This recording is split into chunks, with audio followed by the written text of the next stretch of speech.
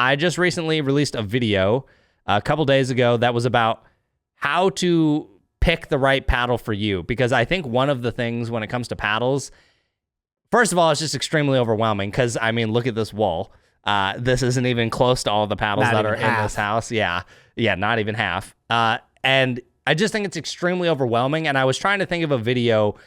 How do you break this down and make it easier for people to buy a paddle? And you can go watch the whole video. I'll have it linked down below. I'd actually highly recommend most people do. We're going to kind of go over it a little bit here. But basically, there's 12 things that I think if you answer these 12 questions, you should be able to narrow down your paddle options to like 5 paddles. If you can answer all 12 of these and you're not saying like, oh, I don't care. Like, as long as you can be a little more specific, then I think it narrows it down drastically. And also, you split these 12 questions into what I call primary categories and secondary categories. Primary is, this is a non-negotiable. Like, you will not play with a paddle unless it has this. Like, as we can probably already imagine, we're going to go over it here in a second. I can guarantee you one of Isaac's primary categories is that it has to be an elongated paddle. I can pretty much guarantee you. I'm shocked you knew that. That's wild. How could you have ever guessed that? I know, right? I just magic bottle. And then secondary categories are things that you might still care about, but if enough of your primary categories are taken care of, you could get over it, right? Like if a paddle has literally everything you wanted, but let's say maybe the grip size was a little bigger than you wanted, at least for me, I'd be like, okay, I'll get over it and play with the bigger grip, but I just might not love that. So you want to have as many of your primary categories met and your secondary, but secondary tends to be like, I'll get over it if it's not this. You know, maybe that's budget for some people. Like, they'd prefer to spend $200, but if they found the perfect paddle for $230, they might go, okay, I'll get over it, you know? Yeah. So as we go through this, just think about what your primary and your secondary categories are, because everyone's different. There is no magic recipe. I can't tell you what your primary category should or shouldn't be, but I think once you know that, you can ignore so much hype. If a new paddle comes out and you're like, oh, well, it doesn't have 2 of my primary categories, then you're like, I don't need to care about it. Versus hearing everyone talk about a paddle and say, it's amazing, and then go, oh, well, maybe I should try that. And then you start going like, you know, maybe they don't have the power level or the shape you want. And you're like, well, maybe I'll get over it. Well, you might not if shape is one of your important categories. I mean, the perfect one is like the P1. Like, I think the P1's gotten a lot of hype, and a lot of people do really like it, but it also has a bit of a different feel. The sweet spot, I mean, sweet spot is good, but it doesn't line up a lot with everybody. And a lot of people went out and bought it immediately. And I've been seeing people return it, sell it, talk about they didn't like it. Because, I think it's a really great paddle, but it doesn't fit everybody. Yeah, totally.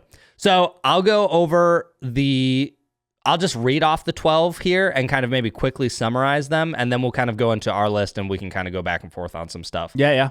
So number 1, and these, I did list these in the video as what I generally think are the most important for people. But again, it's going to vary for everyone. So number 1, I had paddle shape, right? Is that an elongated, a hybrid, or a wide body? It's basically those 3 paddle shapes are the standard now. Pick amongst those 3, find your favorite. Swing weight, it was number 2. I'd highly recommend you watch the video. I actually made a graphic for that I think really, if you don't already understand swing weight, I think it simplifies it. I think for a lot of people, swing weight is a primary. I'd be curious how many without knowing. Yes. Without like thinking about it or knowing a lot about the topic, I swing agree. weight is a primary category for them. They just don't know exactly why. Yes, I would agree. Or they don't fully understand it, but obviously if you're picking up a paddle that's too heavy, you're like, well, I can't flick with this. They just might not necessarily know that that's swing weight. Exactly. But yeah, you know, and you can basically split swing weight into, there's kind of like 3 ranges in my opinion. There's light. I kind of have it split into 5. It's like ultra light, light, average, heavy, and then very heavy. But if you want to simplify that even more, you could go light, average, heavy. Yeah. Anything to me under like 111 swing weight is what I would consider light. If you're sensitive to swing weight, you're probably going to be good under 111. If you're really sensitive and you're like, I need a light paddle, then it's probably going to be under 105. Yep. Average to me is about 112 to 118. Most people, short of them having an injury or something kind of abnormal, you hand them a paddle in this range, they're probably okay. Or sometimes kids.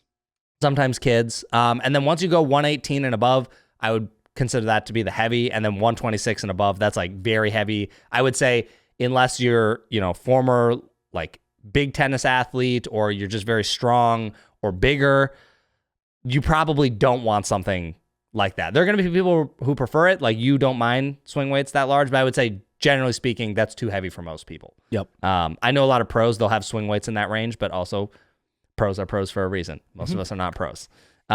Number 3 is power level. There is control, all court, and power. I think everyone's familiar with that for the most part. Finding the power level that works for you and just stick with it. Again, I generally think all court for most people. You can get in the really nitty gritty, and there's, different categories inside of the categories. Yeah, right. There's like high tier power, mid tier, low, which I think can matter. But generally speaking, if you pick from the first 3 buckets, you'll be good. Like if you're like, hey, I want a high, or like I want a power paddle, then you might get a little bit more nuanced. If you want to, like, if you're saying I want the most powerful paddle possible, and then someone gives you like a P1, like it's a power paddle, but it's not, boomstick. Yeah, right. Totally. So knowing what you want within that, I don't think the control category is as dead as people want to make it sound like, and I definitely don't think the all court category is as bad as people make it out to be. I think it's actually, I would love to see what would happen to a lot of players. Like let's just say I could snap my fingers and everyone had to play with an all court paddle for a year. It would be very interesting to see the stats of like how much better certain people played. Because I think there are people who it's not exciting to them, so they don't want to try it. So right now the drive percentage would go up. yeah, probably. Of made. Yeah, Drives made. Yeah, not made out. Yeah. Number 5 was paddle durability, but really what it came down to more was, do you want a Gen 3 paddle or a Gen 4? Gen 3 is polymer honeycomb paddles with foam around the edges. Gen 4 is entirely foam paddles, and a lot of that comes down to Gen 3 for a lot of people. They feel more connected to the ball. They like that feedback. They feel like they can shape their shots better. But they're not very durable. They core crush a lot. Gen 4 certainly has its own durability issues. It's not perfect, but eliminates the core crushing issue. And then some people don't like it because of the feedback it gives. Personally, I think a lot of that's going away. I think we have a lot of options now that are maybe not exactly like a Gen 3, but in the realm, right? Mm-hmm. Thrive Ignite, the boomstick gives a lot of feedback. I don't think it necessarily feels like a lot of the Gen 3s, but it's so different from most foam paddles that I'm like, feel like that kind of counts. And then there's one other that I'm completely blanking on. I feel like I was just hitting it recently. I don't remember, but there are more. Friday Aura Pro, I feel like is like getting in that realm. So it's like, there are options that when people say like, oh, foam just doesn't work, I'm like, foam is like a big spectrum now. Yeah. Foam is not like this little narrow window. It's like, dude, we have like, pick up a carbon True Foam Genesis and hit it next to a boomstick and tell me they're the same thing. Yep. They're not. So knowing, do you prefer Gen 3 or do you not prefer Gen 3? And then if you don't have a preference, I would say just buy a foam paddle, make your life simple, avoid a lot of the warranties, but you may have a preference one way or another. For sure. And then smaller ones that'll rattle off kind of quick, that are kind of obvious. Budget, self-explanatory. Spin, I said this in the video, but spin is very much across the board. Spin is mostly the same across paddles. Yes, there are occasionally paddles that come out that are really gritty, that shouldn't be that gritty. Then sometimes they get caught and then it goes down. And it's like largely spin is the same across the board, minus maybe 3 or 4 paddles right now that stand out kind of above the rest. Paddles like that would be like the Spartus P1, 11624's Power 2, Honolulu's Crystal Blue Endurance Grit, and then there might be like one more clumped in there. Yeah. But largely it's kind of the same. Right. You're not going to be like, wow, this one, as long as you buy a reputable paddle that people generally like, it's not going to be like, wow, I can't get any spin on this versus, wow, I get amazing spin. I feel like for the last year to year and a half, spin was just kind of like irrelevant because everything was catching up and being the same. And then now we are starting to see a bit of a difference again with the UPA only approved paddles because they have a higher limit. And now we're starting to see it matter a bit more again. Yeah. It's getting a little bit more relevant than it had been in the past. Yep.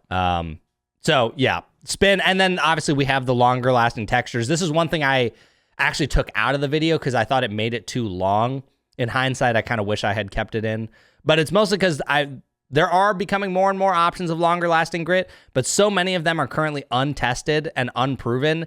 And Still very niche. Yeah, There's just not a niche-ish. ton of options. Right. They're becoming more and more, and some of them, it's like, for example, the Cyclone Aereo Nanograph. It's like, so far, at least from what John has seen, it's like, yeah, it might be a little better than raw carbon fiber, but it's not like the P1. Like, to me, that's like a very big gap in terms of how good or not good it is. So I didn't include it for that reason. I just think with the current options on the market, it'd be a little bit more confusing than helpful. Yep. And then next up, Sweet Spot. I think mostly across the board, things are mostly all good. Yes, there are some paddles a little worse than others, but it's like, it's kind of hard to find one that's bad these days. Like, nothing I don't think that has come out this year is like Paddle Tech Bantam bad. I mean, the only one I can think of is like the C45. Yeah, but even The that 12, was last year. like the 12. Oh, sure. The Aurelius. Yeah, the Aurelius. Yeah, the that 16 is fine, sweet Agreed. spot wise. Yep. But the 12, if you don't put weight on it, Yeah. sweet spot's pretty bad on that. But like you said, otherwise, I'm looking at everything on the wall, and I can't think of one thing that had like a bad sweet spot. There's some that were definitely tighter, more noticeable, like not as good, but nothing that I would categorize as like, this is really bad. Yeah. Yeah. So to me, unless you hear people talking, saying specifically that a sweet spot is bad, it's like, I wouldn't worry about it too much. Obviously, everyone wants one as big as possible.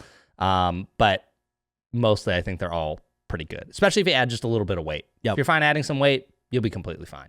Yeah, for sure. Next up, paddle thickness, pretty self-explanatory. 16 millimeter versus 14 millimeter can range from like 10 to 20 millimeter. Most people should probably play with a 16 millimeter paddle unless you know you like a 14. But I would say these days, 16 millimeter has pretty much everything.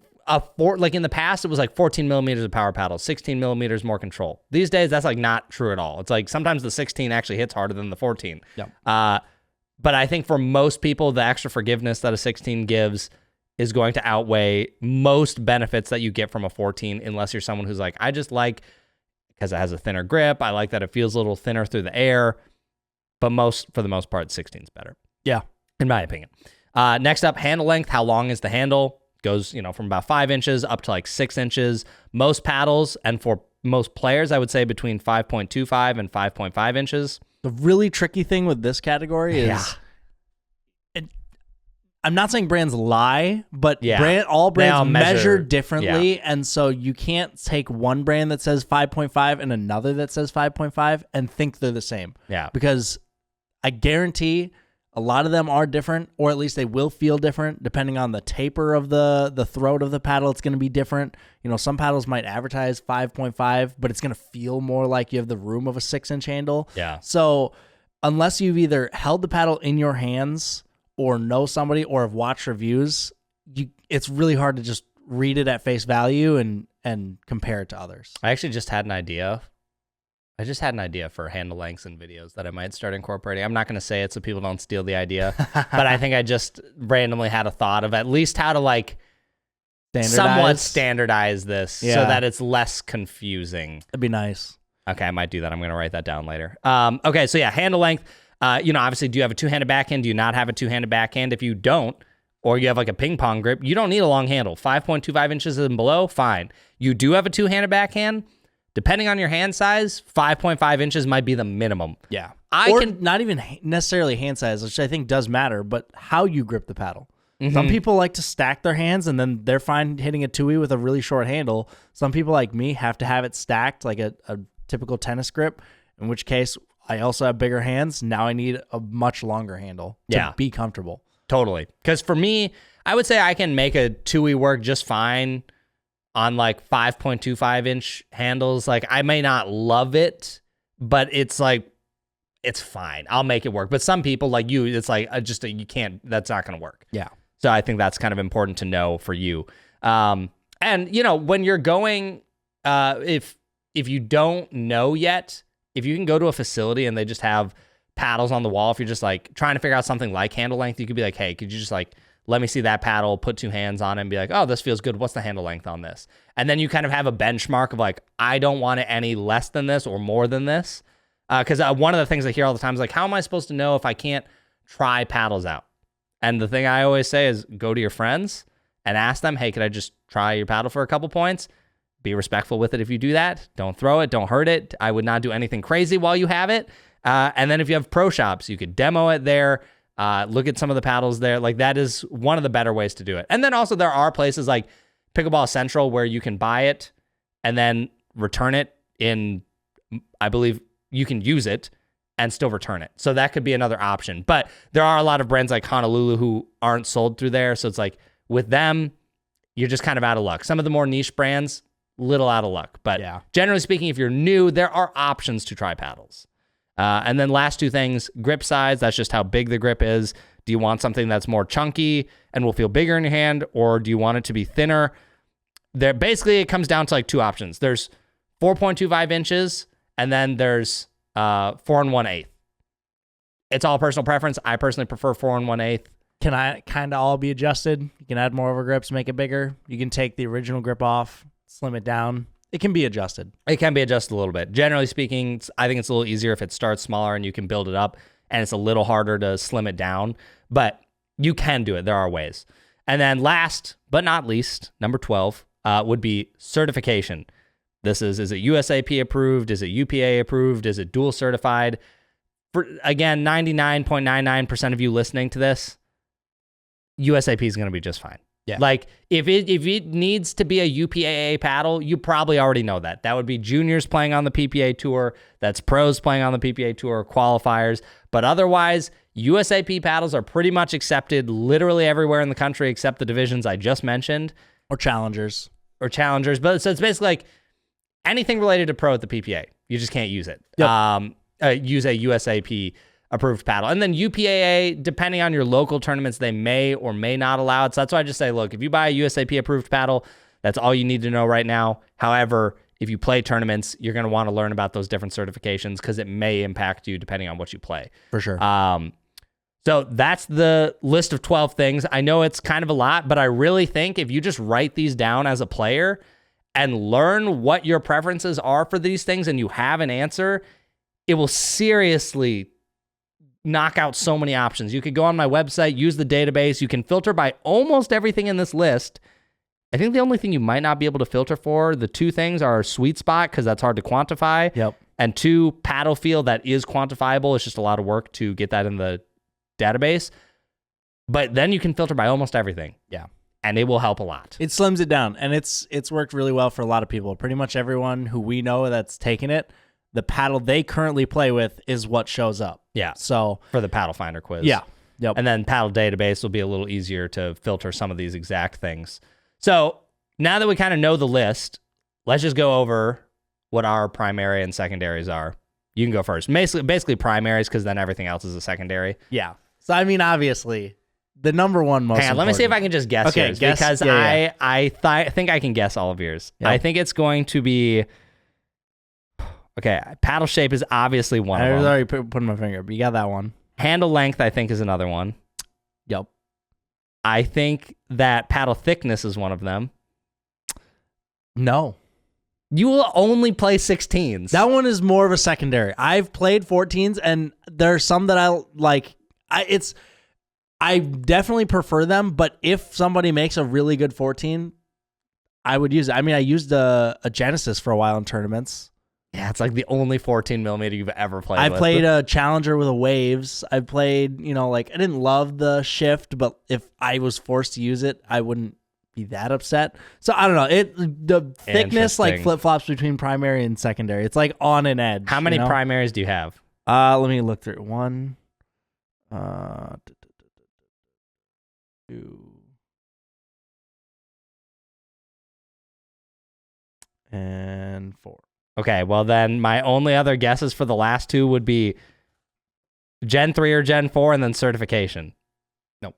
What? Well, certification kind of is forced. I'm forced into having as a primary. So I guess, yeah, I'll give it to you. I'm forced into having that one. But my primaries are shape, spin, sweet spot, and handle length. I'm like shocked that sweet spot is one of them, just because of how much of a gimme it is for so many paddles. I guess I could take that off. That one doesn't really matter that much to me. Like there's something on this list that isn't here that matters way more. Like the energy return. And that's hard to like quantify or sure. Whatever. But energy return into the ball is very important. and it kind of plays a role into sweet spot, but Sure. not really. Sure. They are different, and that matters a lot to me. But yeah, I mean, I could take sweet spot. I guess in that case it'd be 3: shape, spin, and handle length. And then I guess, yeah, sure, we'll throw thickness in there. But I was gonna say, bro's always dogging on every 14 millimeter paddle out there. I didn't dog on the shift that much. Yeah, but you didn't love it. I didn't love it. Yeah. So those would be mine. And then I forced into having certification on there because I play qualifiers. Yeah. So yeah, but for sure, handle length is super important. I was gonna say grip size, too, but that one I've kind of like I'm so picky about the grip, but I can kind of flip flop between if it's really thick, and I can adjust it and change it how I want it to be. So it's not a deal breaker. Yeah, you would really not use a paddle. If I had an elongated 16 long handle, everything else was amazing. Spin was through the roof, and the handle is like a little chunky. I can deal with it, unless it's the boomstick handle, and then I can't get over that one. So it just kind of depends. What about you? What are yours? Mine are. Wait. Well, I was gonna say swing weight for sure. I already know that. Okay, it's got to be like 110 and under for this guy. Hey, my Prism's like 120 right now. All right. I mean, you're getting there. For you, since you missed so much, sweet spot. Sweet spot is not on the list. Sweet spot is not on the list. Okay. So swing weight, paddle feel. Mm-hmm. Yup. And then thickness. No, really. No. I was gonna say I would think you'd only have like 3. Because shape, you flip flop. 5. You have 5? Yeah, so it's... Bro, I could throw a dart at the board and hit one then. How am I missing? It's swing weight, paddle feel, durability. So kind of like Gen 4. I don't really love paddles that change a lot. My Notion must not have updated. Paddle durability's not on here. Well, it's number 5. It was Gen 3 or Gen 4. They're kind of like... In the video, I had it titled as durability, but really what it came down to was about like Gen 3 or Gen 4, since those are the 2 primary paddles moving forward. Like, I don't think we're going to see a lot of only Gen 2s and only Gen 1s moving forward. Yeah. So that was kind of more what it was about. Gotcha. So that, and then so I just prefer my paddles to be a little more durable, not changing a lot as I use them. And then shape and power level. Really, power level for you? Yeah. Because, I mean... That one doesn't really matter that much to me. Like, I can flip-flop between power paddle and all-core paddle. It doesn't really matter that much. I think what it is that I think I am broadly flexible on that. Like, obviously, I'm playing with a Prism right now. I was playing with a Loco before. That's like a very big jump in power. I think really what it is for me is the highest tier of power does not feel awesome to me right now. Like when I was using the MPP Turbo, I was like, this is just too much. I cannot play that well with it. So I think that's kind of what made me put it in there. But now that I'm thinking about it with, using a Prism and being able to use some of the power paddles, right? Like at the Nerdy Tourney, I may just be using a Loco there or something, and I'll probably play just fine. So maybe that one is like a little iffy to me, but it's like, I probably just don't want to be in the highest tier of power for me. But most other things after that, I can kind of get over, right? Like paddle thickness, not that important to me. I think there are some 14 millimeters that play well. Like I really liked the Genesis. I don't really care that it's a 14 millimeter. I just care that it does all the other things well. Handle length, I prefer a longer handle, but I'll get over it. I played with the Carbon, and I've also mained a J2NF, both historically pretty short handles. So it's like, don't love it, but I'll get over it if the rest of the paddle's good. Same thing with grip size. I prefer 4 1/8, but I'll be flexible. So there are things that, I can kind of like give and take if the rest is good enough, right? Like clearly the Genesis at the time was good enough that I was willing to overlook a short handle and kind of just like a slightly awkward shape. Paddle thickness didn't matter. Sweet spot was tighter, got over it with some weight. Yep. So anyways, I think if you guys can figure out what your primary and secondaries are, it's going to help a lot. I really, really think it'll probably help with a lot of paddle FOMO, right? And I can't remember if I used this example in the video or not, but like, for example, if something like a boomstick comes out, like last year, it's probably one of the most talked about paddles when it comes out, right? If you hate really poppy paddles and you can't reset with a really poppy paddle, it doesn't matter how amazing everyone is saying the boomstick is. You're just like, I hate poppy paddles. You're not going to like it. Like, take it off your list. Ignore what everyone is saying on the internet. and I'm good. Yep. So hopefully this paddle saves people from some FOMO and feeling like they need to go buy a new paddle.